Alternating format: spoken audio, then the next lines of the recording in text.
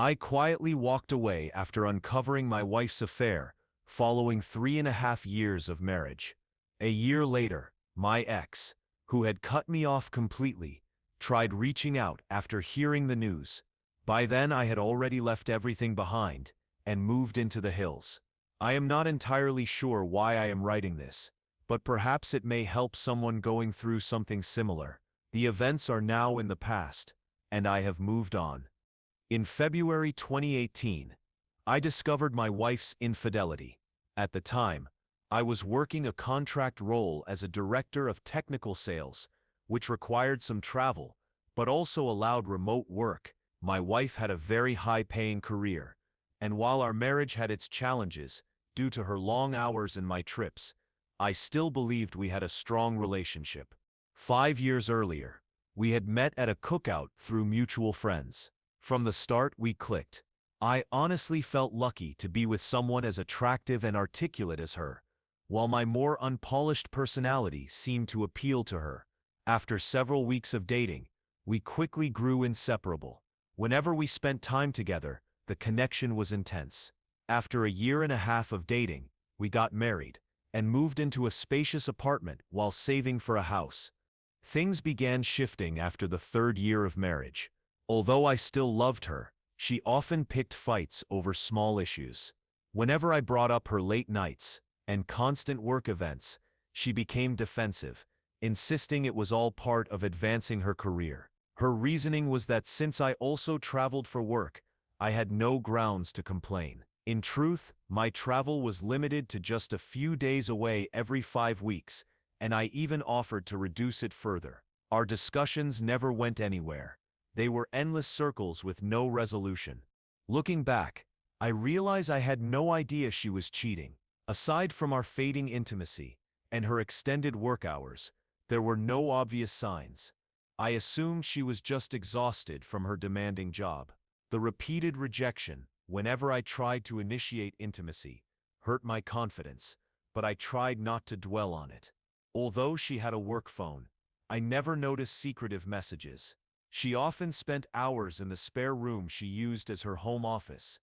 By late 2017, her late nights had become routine. What began as one evening out with colleagues each week had turned into 3 or more. While I am not naturally suspicious, I knew she was often around powerful men in her field, and I trusted she could handle herself. At least, that is what I told myself. The first real sign appeared about a month before everything came crashing down. After stopping by the grocery store, she asked me to help bring in the bags. While unloading, I spotted something pink under the passenger seat. Her bra. I recognized the brand immediately, since she always bought the same style. It made me feel sick to my stomach. She only ever removed her bra like that when she was feeling particularly passionate. I could not understand why it was shoved under her car seat. I said nothing, even though my heart was racing so hard. She noticed and asked if I had seen a ghost. I brushed it off, pretending nothing was wrong. That night, I began thinking back, trying to piece together other signs I might have missed. But aside from the bra, I had no proof. We lived in a large city, and she worked downtown, so catching her was unlikely. I decided to push the thought aside, and instead tried to give her more attention. One Friday, I planned a special dinner. I cooked her favorite meal, set the table with candles and nice silverware, and even bought flowers and a bottle of wine. But when she came home, she brushed it off, saying she had to meet coworkers at a local bar. She apologized, saying she could have a quick snack with me before heading out. I went silent. Inside, I felt crushed. While she showered, I tossed my work phone in her car, planning to track her later. Then I threw out the food and flowers in frustration. She got ready, looking as stunning as always, and tried to brush it off when I seemed upset. I told her I was hurt, that she never wanted to spend time with me. She dismissed it, calling me childish. When she left, I tracked her phone and saw she had gone to her usual bar. I drove over and waited across the street. About an hour later, I saw her walk out with a man who looked like an executive from her company. He pulled her close and kissed her. My entire body went numb. They then drove to a hotel nearby. Watching them hold hands as they walked inside was all the proof I needed. I sat in my car, pounding the steering wheel in frustration, before driving away aimlessly. Eventually, I stopped at a small tavern outside town. Still reeling from what I had just seen, the bartender noticed something was wrong and struck up a conversation. Soon after, another man sitting nearby joined in. I shared a little of my situation, and he admitted he had gone through something similar. He told me this can either break you or push you in a better direction. It is up to you. For some reason, his words grounded me. We introduced ourselves. His name was Ray. He had a simple, down-to-earth way about him that I respected. When he asked if I planned on moving out, I admitted I had not thought that far. I was just reacting in survival mode. He then mentioned he had a mobile trailer on his property that I could use if I ever needed a place to get away. Ray suggested that I come visit and see if I could imagine myself staying in his trailer, even for a short while. He said he would give me a great deal, and that I could even park it on a nice piece of property he owned. In return, he asked that I keep an eye on the place. He believed it might help me get away from my situation, at least temporarily. At first, I struggled to process his offer. Then the bartender, who had been listening, chimed in. She said, "If I could have gotten away from my difficult ex-husband years ago, I would have jumped at the chance to live anywhere, even a trailer, just to clear my head." Her words made me think that maybe this was exactly what I needed, though I still felt like I had stepped into an unfamiliar world. "Yes, I'll think about it, and maybe check it out," I finally told Ray. We parted ways, agreeing to meet at his property in a few days. For the first time in a while, I felt some clarity and the possibility of escape. I knew one thing with certainty. I no longer wanted to spend time with my wife. Cheating had always been the one thing I found completely unacceptable, and I could not tolerate it. When I returned home that evening, Kathy asked where I had been. I turned the question back on her, asking, "Where have you been?" She casually answered that she had gone for drinks. I asked her directly if she was having an affair. She looked surprised at first, but quickly composed herself and said no, questioning why I would even ask. I told her I had heard rumors that she might be seeing someone from work. She wanted to know who had said it, but I refused to give a name. She dismissed it as nonsense, accused me of being drunk and paranoid, and asked about my own whereabouts. I replied that I had gone out for drinks with friends. Although she seemed curious to know more, she eventually went to bed. I stayed on the couch, unable to sleep. All I could think about was her being with another man. I felt disgusted, heartbroken, and sorry for myself. Then, I remembered Ray's trailer. The thought of it gave me relief, almost like a breakthrough. The next morning, we barely spoke and carried on the weekend, as if nothing had happened. A few days later, I went to see Ray. His ranch was impressive, and the trailer itself was much nicer than I expected. About 26 feet long, fully furnished, and it reminded me of a spring break trip I once took in college. I offered him money for it, and he accepted without hesitation.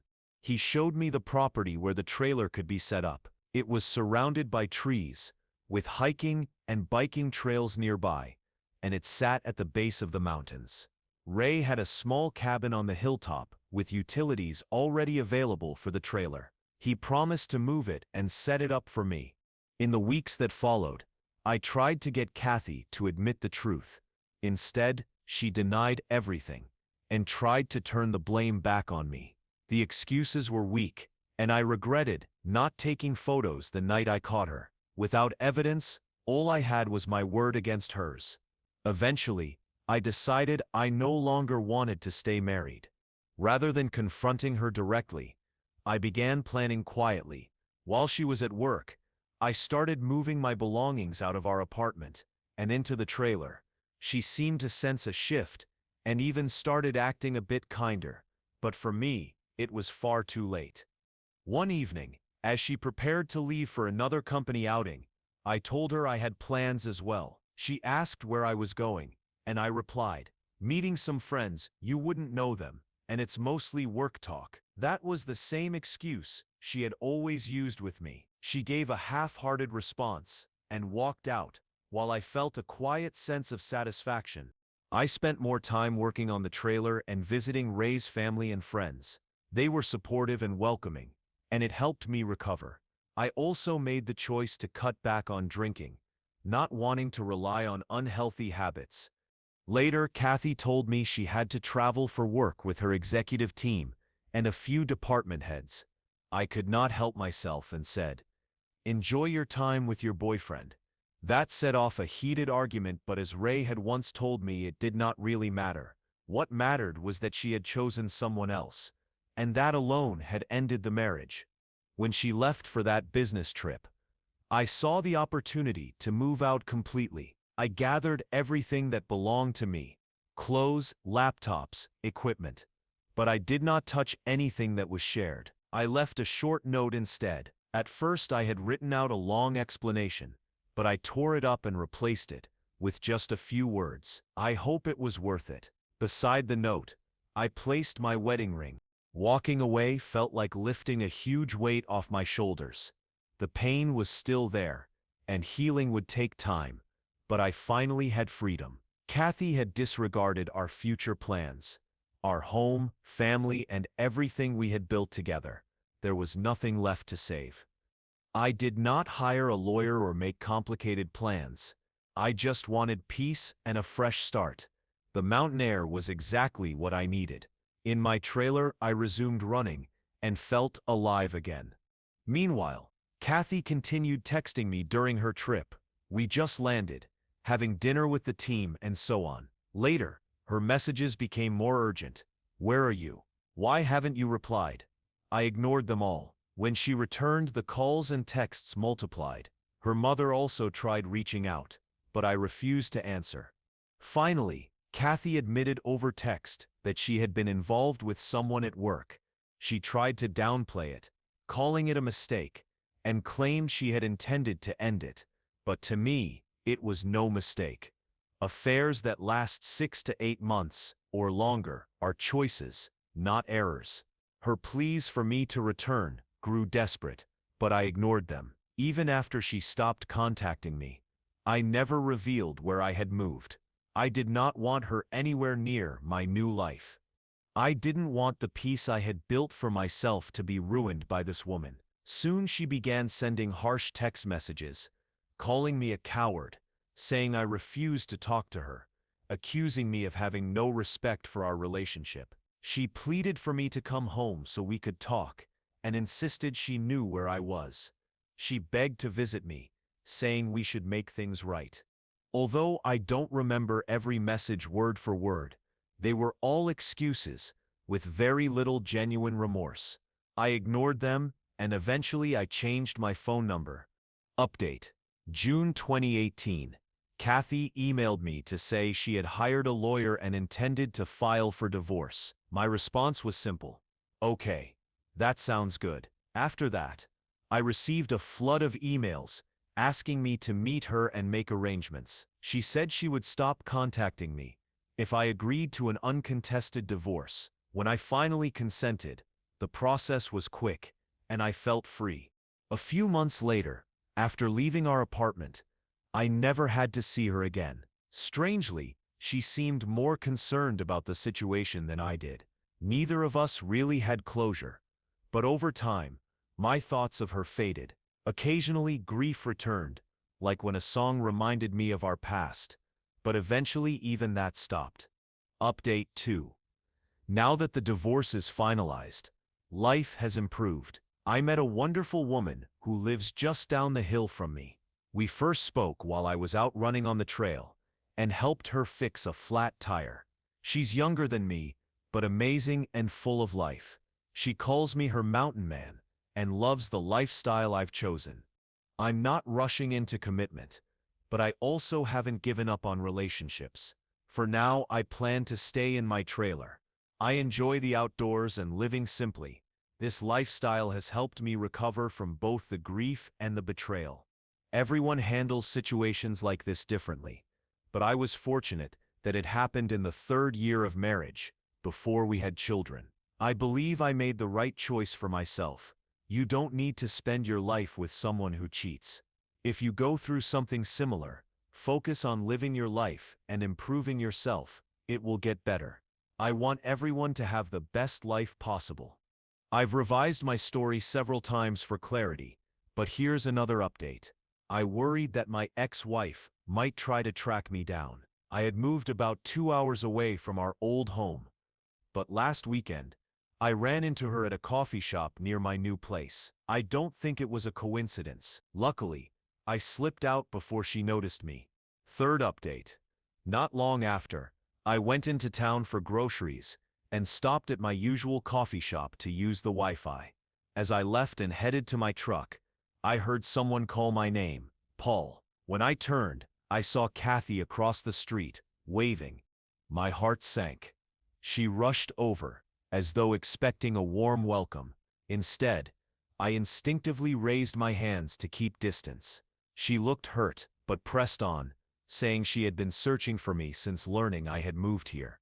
She asked if we could talk. Reluctantly, I agreed, but I refused her request to visit my home. Instead, we sat on a bench nearby. She began by complimenting my appearance, noting my beard, fitness, and overall health. She was clearly trying to use charm, but I stayed cautious. She apologized for the affair and explained that after I left, things unraveled for her. Her employer found out, tension grew, and she resigned. Her affair partner, who had been engaged, was transferred after his fiancée learned the truth, and their relationship collapsed. Kathy broke down in tears as she described it. I stayed silent. Eventually I asked what she wanted. She insisted she hadn't meant for the affair to happen. She claimed company politics and her partner's influence drew her in, and while she admitted fault, she said she was also manipulated. She confessed to drinking after work to numb her guilt and said she had felt worthless. After I left, she ended the affair and decided she needed to find me, hoping for reconciliation despite the divorce. I told her firmly, "You have no right to come here and try to undo the damage. Do you think I still forget what you did? The marriage ended the moment you cheated. Forgiveness is not possible." I reminded her that I had even seen her walk into a hotel with him. People nearby began to notice my raised voice. She grabbed my arm, sobbing, and I let her cry briefly before pulling away. She admitted she deserved the pain she felt, then asked if I would at least join her for dinner. I declined, but agreed to talk more. She pleaded, saying she still loved me and couldn't forgive herself. She broke down again, and I comforted her just enough to calm her down. As we continued walking, I asked how she had found me. She admitted she had pressured a mutual acquaintance, Stacy, into revealing that I lived nearby. Kathy had been checking the area until she finally saw me. Later, we did share a meal at a small cafe. No alcohol involved. The conversation was civil, and I walked her back to her car. She swore she hadn't dated anyone since I left, and begged me to give her another chance. I told her it was far too soon for anything like that. She asked for my phone number, but I only gave her a new email address, telling her she would overwhelm me with texts otherwise. She reluctantly agreed. Before leaving, I asked her if she would have forgiven me if the roles were reversed. After a pause, she said maybe, with counseling and a commitment to rebuild. I replied, maybe in 5 or 10 years. She said she would wait that long, if needed, then held my hands and said she would always love me and do whatever it took to prove it. Her words unsettled me. Even after she drove away, I returned home, went for a long run, and reflected on how far I'd come.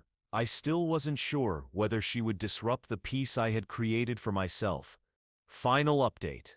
This will likely be the last.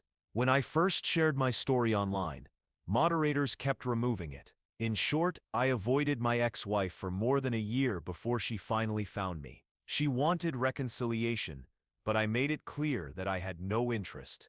She sent a long email recently, again apologizing and declaring her love.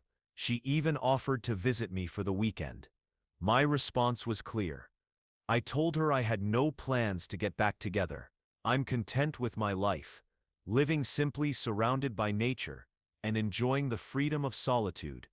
At 32, I'm not in a rush to change. I've made new friends, dated casually, and found independence. I told her in my email that I could not trust her again and had no interest in reconciling. Perhaps one day we could be friends, but not now. Her reply revealed that she had accepted a new job in another state. She wanted me to move with her, thinking my remote work made it possible. That was her true motive all along. She said she hoped to convince me in person before her move. Luckily, I had a week of business travel, so the chance never came. I'm grateful this chapter is closed. She will eventually realize her time with me is over. She may send a few more emails, but I know she'll find someone else and likely repeat the same mistakes. To anyone listening, focus on your own life. Don't let the past drag you down. Stay strong, move forward, and create the best future you can. Thank you for watching. If you haven't subscribed yet, please do so. And don't forget to hit the notification bell for more real-life stories.